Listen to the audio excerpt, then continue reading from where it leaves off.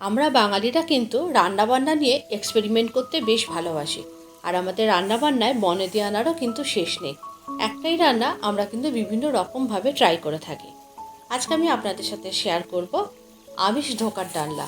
এর আগে আমার প্রোফাইলে কিন্তু মটর ডালের ধোকার ডালনা রেসিপিটা দেওয়া আছে।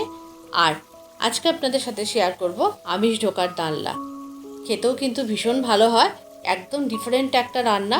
আর রান্না করাটাও কিন্তু একদমই সহজ।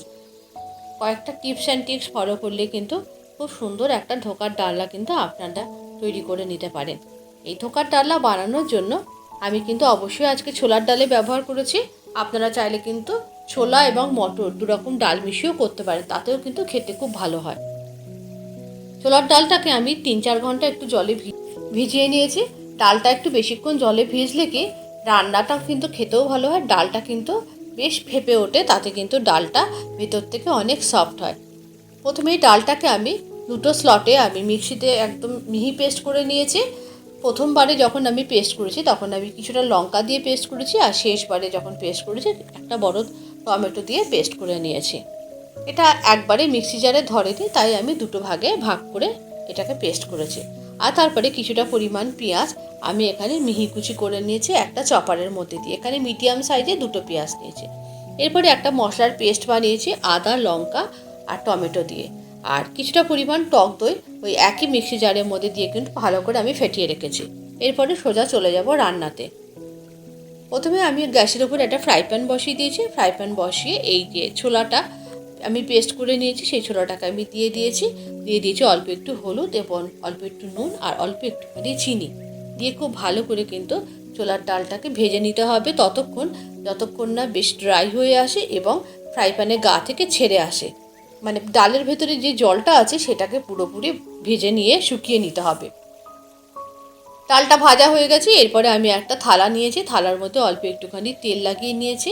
তারপরে আমি ছোলার ডালটা দিয়ে দিয়েছি। তেলটা লাগিয়ে নেবেন, তা নয়তো কিন্তু ছোলার ডালটা পরবর্তীকালে বরফিগুলো তুলতে অসুবিধা হবে। এরপরে খুন্তি দিয়ে চেপে চেপে আমি একটা স্কোয়ার শেপ দিয়েছি। স্কোয়ার শেপ দেওয়ার পর কিন্তু এই ছোলার ডালটাকে 5 থেকে 7 মিনিট এইভাবে রেখে দিতে হবে। কোনো রকমভাবে হাত দেবেন না। যখন বেশ ভালো মতো ঠান্ডা হয়ে যাবে তখন এর মধ্যে এগুলোকে টুকরো টুকরো করে আপনাদের পছন্দ মতো শেপে কেটে নেবেন। আমি এখানে আজকে চৌকো শেপে কেটেছি, আপনারা চাইলে কিন্তু বরফি আকারেও কাটতে পারেন। দেখুন কি সুন্দর ডালের কিউবগুলো কিন্তু উঠে গেছে। এরপরে ফ্রাই প্যানের ওপর আমি বেশ কিছুটা পরিমাণ তেল দিয়েছি।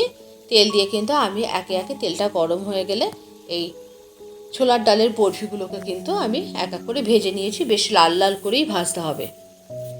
ভালো করে না ভাজলে কিন্তু ডালের ভেতরে একটা কাঁচা গন্ধ থেকে যাবে, তখন রান্না করার পর কিন্তু খেতে একটুও ভালো লাগবে না। এইভাবে আমি দুটো ব্যাচে বরফিগুলোকে ভেজে নিয়েছি। ভেজে তুলে নেওয়ার পর ওই ফ্রাই প্যানে থাকা তেলের মধ্যে কিন্তু আমি দিয়ে দিয়েছি অল্প একটুখানি জিরে ফোড়ন। আর তারপরেই দিয়ে দিয়েছি কুচিয়ে রাখা যে চপ করে রাখা পেঁয়াজটা, সেটা। পেঁয়াজটা দেওয়ার পর কিন্তু একটু পেঁয়াজটা ভালো করে লাল লাল করে ভেজে নিতে হবে। পেঁয়াজটা যখন ভেজেছি তখন আমি এর মধ্যে দিয়ে দিয়েছি একটু কাশ্মীরি রেড চিলি পাউডার আর একটু হলুদ। এতে এই তরকারির রঙটা কিন্তু ভীষণ সুন্দর হবে। আরও ভালো হয় যদি আপনারা এই পেঁয়াজটা দেওয়ার আগে তেলের মধ্যে একটু এই কাশ্মীরি রেড চিলি পাউডার আর হলুদ দিয়ে নেন, তাহলে কিন্তু এই ঝোলের কালারটা আরও বেশি ভালো হবে। তারপরেই দিয়ে দিয়েছি আদা, লঙ্কা, টমেটোর পেস্টটা। দেওয়ার পর এর মধ্যে দিয়ে দিয়েছি ভালো করে মশলাটা ভাজা হয়ে গেলে ফেটিয়ে রাখা টক দইটা দিয়ে মশলাটা যখন ভালো মতো ভাজা হয়ে গেছে তারপরে আমি এর মধ্যে দিয়ে দিয়েছি 100 গ্রাম মতো ছানাটা আমি ঘরে কেটে নিয়েছিলাম, ভালো করে জল ঝরিয়ে নিয়েছি। তারপরেই দিয়ে দিয়েছি স্বাদ অনুযায়ী নুন এবং একটু মিষ্টি। ধোকার ডালটা একটু মিষ্টি মিষ্টি হলে কিন্তু খেতে ভালো লাগে। আর তারপরে মশলাটা যখন ভালো মতো সমস্ত কিছুর সঙ্গে কষানো হয়ে গেছে ছানা দিয়ে, তারপরে এর মধ্যে দিয়ে দিয়েছি যতটা প্রয়োজন সেই হিসাবে গরম জল। অবশ্যই গরম জল দেবেন, গরম জল দিলে কিন্তু যে কোনো তরকারির স্বাদ অনেক বেশি ভালো হয়। এরপরে ঝোলটা ভালো মতো ফুটে আসলে এর মধ্যে দিয়ে দিয়েছি অল্প একটু গরম মশলা গুঁড়ো, একটু ভাজা জিরের গুঁড়ো, আর দিয়ে দিয়েছি অল্প একটুখানি কসুরি মেথি ড্রাই রোস্ট করে রাখা, একটু হাত দিয়ে ক্রাশ করে দিয়েছি। আর দিয়ে দিয়েছি 1 মুঠো পরিমাণ ধনেপাতা। তারপরে ধনেপাতা দেওয়ার পর ঝোলটা যখন বেশ গ্রেভি হয়ে এসছে তখন এর মধ্যে দিয়ে দিয়েছি ভেজে রাখা ডালের বরফিগুলো দিয়ে কিন্তু আর বেশিক্ষণ ডাল ঝোলের মধ্যে রাখার দরকার নেই। এরপরে উপর থেকে একটু ঘি দিয়ে ডালের এই ধোকার ডালাটা রেডি হয়ে গেছে। এরপরে আমি একটা প্লেটের মধ্যে সার্ভ করে নিয়েছি। কি সুন্দর দেখতে হয়েছে, দেখুন কি সুন্দর কালার হয়েছে, আর খেতেও হয়েছিল কিন্তু অসাধারণ। গরম ভাত, রুটি, পোলাও যে কোনো কিছুর সাথে কিন্তু ধোকার ডালনা ভীষণ ভালো লাগে। আর নিরামিষ বা আমিষ যে কোনো উপায়ে কিন্তু ধোকার ডালনা রান্না করলে ধোকার ডালনা কিন্তু বাঙালির একটা ইমোশন এবং ভীষণ বনেদি একটি রান্না। অবশ্যই আপনারা ট্রাই করবেন। আর রেডিমেড ধোকাও কিন্তু কিনতে পাওয়া যায়, এই ধোকার যে মিক্সটা সেটা দিয়েও কিন্তু আপনারা বানিয়ে নিতে পারেন, তাতেও কিন্তু ভালো হয়। আজকের রেসিপিটা তাহলে এই পর্যন্ত। আবারও দেখা হবে পরবর্তী ভিডিওতে আর একটা নতুন কোনো রেসিপির সাথে।